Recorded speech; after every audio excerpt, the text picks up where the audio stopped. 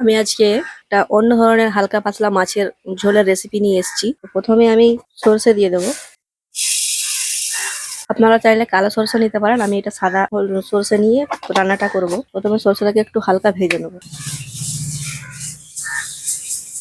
সরষেটা দেখুন ভাজা হয়ে গেছে, বেশি ভাজবেন না, কালতে তো হয়ে যাবে। আমি এটাকে এবার নামিয়ে নেব, হামান দিস্তায় নামিয়ে নিচ্ছি। মাছ ভাজার জন্য আমি কড়াইয়ে তেল নিয়ে নিচ্ছি। আগে থেকে দেখুন লবণ আর হলুদ দিয়ে মাছগুলো মেখে রেখেছিলাম। তেল গরম হয়ে গেছে, এবারে মাছগুলো আমি দিয়ে ভেজে নেব।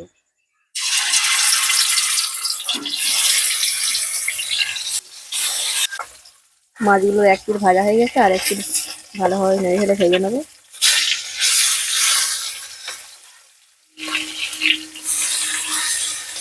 মাছগুলো আর এক পিঠ উল্টে নিলাম। একদম অল্প মশলায় স্বাস্থ্যকর রেসিপি।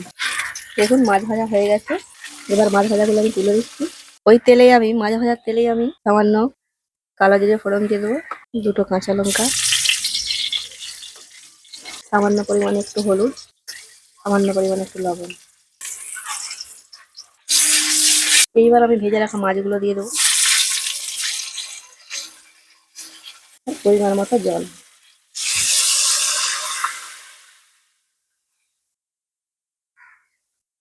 এবার আমি ঢাকনা দিয়ে ঢেকে দিলাম, ঝোলটা ফুটে ওঠা অবধি।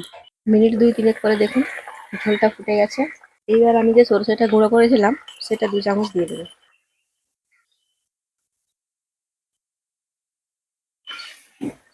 ভাজা সরষে দিয়ে মাছের হালকা পাতলা ঝোল। দেখুন আমাদের রান্না কমপ্লিট। আপনারা যদি ঝোল কম খান তাহলে ঝোল কম মেরে দিবেন, মানে ঝোলটা নির্ভর করছে আপনাদের উপর। বেশি ঝোল খেলে আপনারা বেশি জল দেবেন, আর যদি কম ঝোল খান তাহলে কম পরিমাণে জলের পরিমাণটা কমিয়ে দেবেন। মাছের একদম হালকা পাতলা ঝোল